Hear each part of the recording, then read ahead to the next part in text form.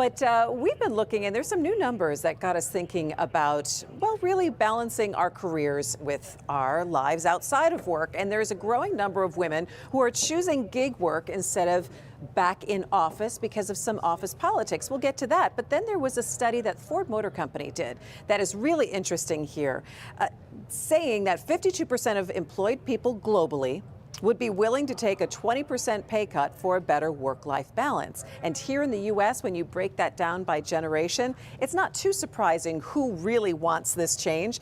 It's mostly Gen Z, 56% of them would, but 60% of millennials would take that pay cut for the balance, 43% Gen Xers, and of course 33% baby boomers. This really shows the change in the workplace right now. To give us some context on the behind the scenes work shift is Priscilla Archangel. She's a leadership consultant and executive coach, and she's talked us through issues like this before. Priscilla, it's great to see you. Thanks so much for joining me. Thank you so much for inviting me, Christy.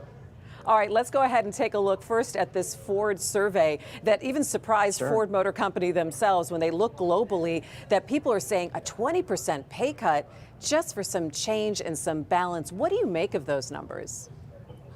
Christy, it is total shifting motivations on the part of employees, in particular, as you see that Gen Z group.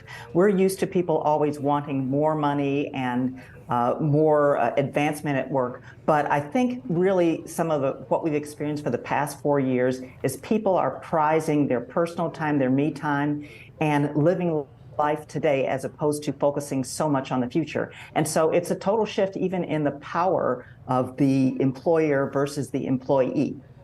So that brings me kind of to the question of, do employees feel that they have more choice now, that they can pick and choose and try to find these workplaces that will try to accommodate that work-life balance?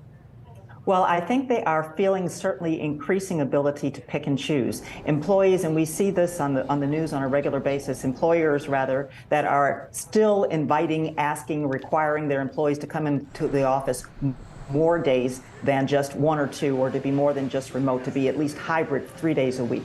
They are still trying to do that. And it's also reflecting in employee engagement. And so the ability for employees to say, I prefer gig work as opposed to a full-time job, that is just changing the power shift. And there are implications personally in terms of what gig work will look like for employees. Okay, so let's talk a little bit about gig work. Define that, what that really means. Yeah, gig work basically is employees taking jobs, projects that don't have a long time frame to them. They may be 1 day, they may be a week, they could be a month, they could be 3 months, but it is not a full-time employee situation. And gig work typically, in the past at least, has not included benefits. And benefits are things that employees think of as providing added security. I know people myself who, if they thought that they could get gig work with benefits, they would do it. But they're more boomers too, but they are needing benefits right now, so they're looking for permanent employees. But younger workers, they want something different. Their priorities are shifting. So what does that mean then for employers in terms of either enticing employees to say, hey, no, we need you in this full-time work, or are there more, workplaces that are saying, gosh, maybe we just don't have as many full-time employees, but we then start to, project out certain things?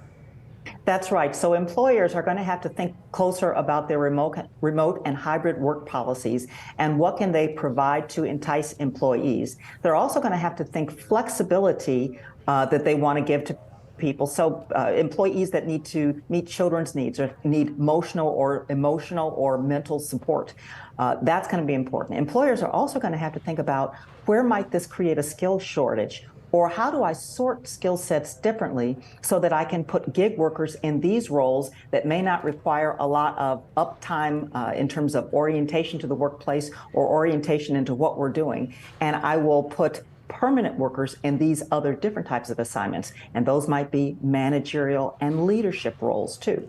Yeah, I was going to ask you about that. You make a really good point about when you have more gig workers, you kind of lose that leadership pipeline as well, and also perhaps even less diversity in the workplace. And that really impacts the decisions that a company can make.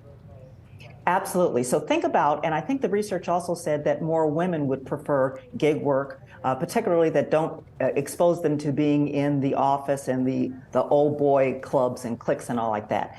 So that has a huge impact on the diversity of women in managerial and in leadership roles. And we know also from research that companies that have more diversity of all types in leadership roles do better financially. You know, it's surprising to me when I saw that aspect of why more women are choosing gig work, because they need the flexibility for families, but also do not want to deal with the office politics. And you mentioned the old boys network, and man, it is 2024, Priscilla. You know, when we think about what again, people are making decisions about, how can companies reassess the culture inside of their workplaces and look at a study like that and say, hey, maybe where are we going wrong and how are we not able to retain more women?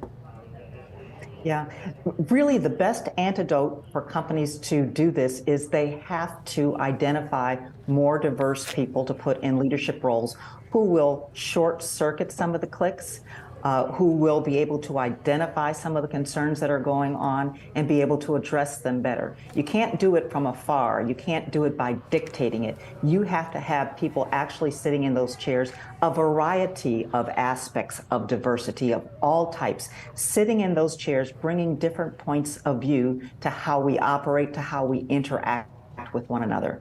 And companies are going to have to find different and creative ways, because obviously the old ways aren't going to work in the future.